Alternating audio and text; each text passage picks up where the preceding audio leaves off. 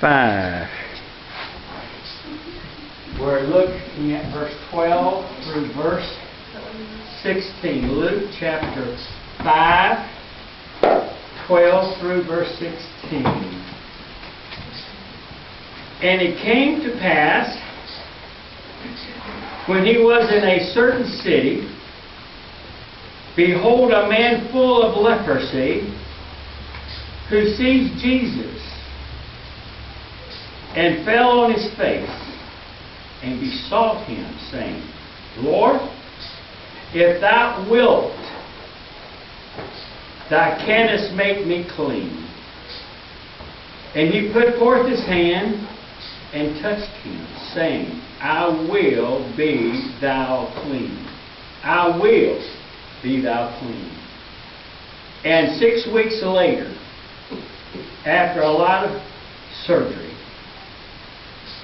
the leprosy departed from him. And what it says. Huh? Immediately. What did it say? Immediately the leprosy departed from him. Huh? Immediately. Immediately. Yeah. No surgery. No surgery. How much was gone? All of it. Oh, goodness. And he charged him, telling no man, but go and show thyself to the priest, and offer for thy cleansing, according as Moses commanded, for a testimony unto them. But so much the more went there a fame abroad of Jesus, and great multitudes came together to hear and to be healed by him of their infirmities. And he had deacons and elders to pick out the ones that he knew he could heal, and brought them to the platform,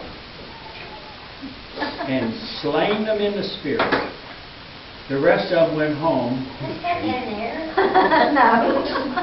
What are you doing? Have you lost your mind? Oh, sorry.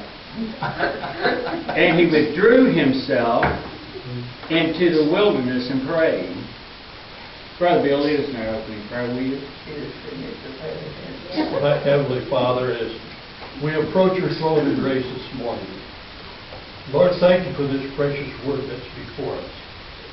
That you are always there, ready to always do for us everything you can.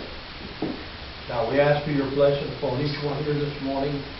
Forgive us, Lord, where we fail. Watch over and love us in Christ's precious name.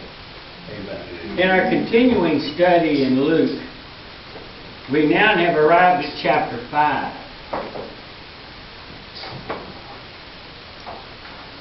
What we have been learning is that Luke is presenting Jesus as God. Amen. And throughout the chapters, Luke has been sharing with us each step through each chapter that Jesus indeed was the Messiah. Now we have arrived and to share with them that he is the Messiah. And so the ministry of Jesus, as we approach now, he has now began his public ministry after 30 years. And he is unfolding for us his ministry. And we're going to see him not only as teacher and preacher of the gospel of the kingdom, the message of salvation. We're going to see his power over the spiritual world of demons, over the natural realm of diseases, and over the final foe, death itself. We come to the passage that we just finished reading. We see Jesus do a miracle for a leper. We see the same story in Mark chapter 8, verses 1 through 4. Matthew 8, 1 through 4, and Mark 1, verses 40 through verse 45. There are many diseases today. Perhaps we know of more than pathologically and clinical diseases, certainly than any time in history. Back when, years ago, the disease that most reflected the disease of leprosy was the AIDS, the acquired syndrome deficiency syndrome, immune system.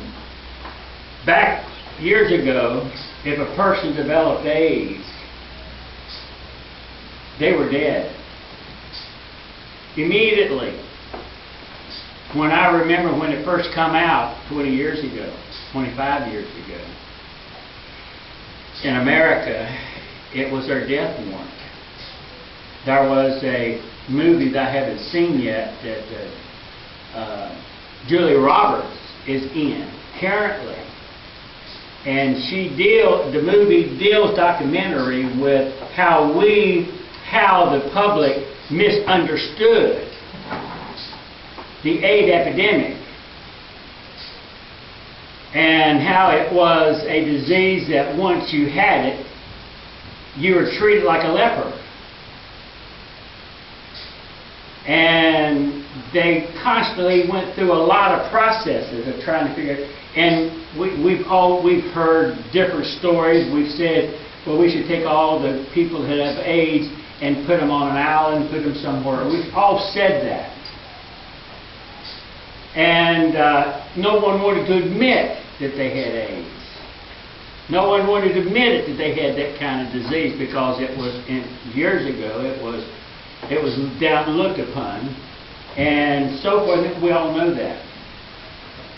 Well, in Jesus' day, the leper was considered that bad.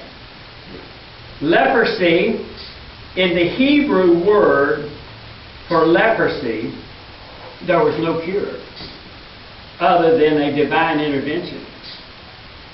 In modern times, there are very effective medicines today available. And leper patients today are usually treated and not in isolation. But leprosy in the Bible was a divine thing. There was a time that, and we said with AIDS, this is not a sermon on AIDS and bad behavior, but AIDS used to be a sign of unrighteous living. God has a way of treating our things that come, and leprosy was a problem that men had and women had. And though in spite of modern medicine advances, there's an estimate of 10 million people around the world that have leprosy. And so as we look at this text this morning, I want to share with you what God is saying through this text. Luke writes about this and many other miracles, as do other Gospels. Miracles was essential in the spiritual record to identify Jesus as God. Miracles, we don't need to necessarily focus on the leprosy. We'll say a little bit about that. But the story is not necessarily the healing of a leprosy, which it was a miracle that Jesus Christ performed that gave indication to those around him that he could do something nobody else could do, therefore he must be the Messiah.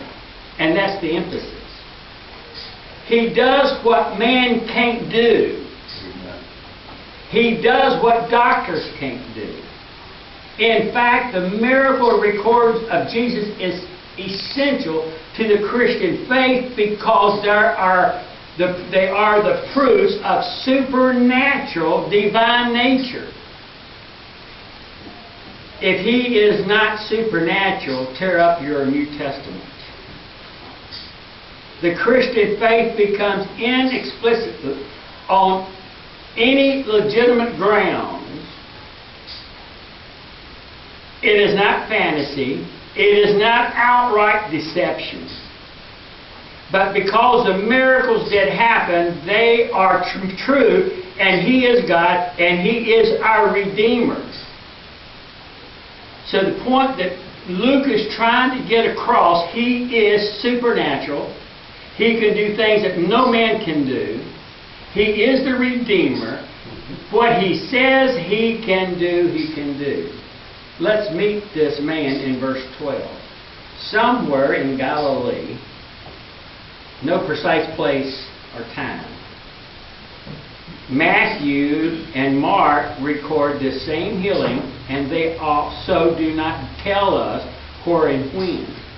And believe me, if I knew where and when, I would tell you. I like the historical aspect of this. Amen.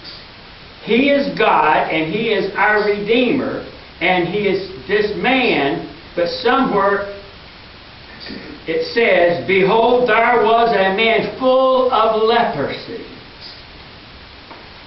Leprosy was confined to the outskirts, but this man came into town. This man was sent out of town, not to return back into town. Matthew tells us that he came to Jesus. Now, where and how he knew where Jesus was, we don't know that. It only goes to prove that if a person wants to go to church, they can find a church. I got in an argument this week. Now you see that who is your is it your brother-in-law? Who is that? David Bauer. Who is he? Nephew. He's your nephew. Did you see his remarks that he made back to me this week? Yeah. I made comment this week about worship and coming into church, and I made references to certain situations. And the thought is that if you want to find a place to worship, Saddle County,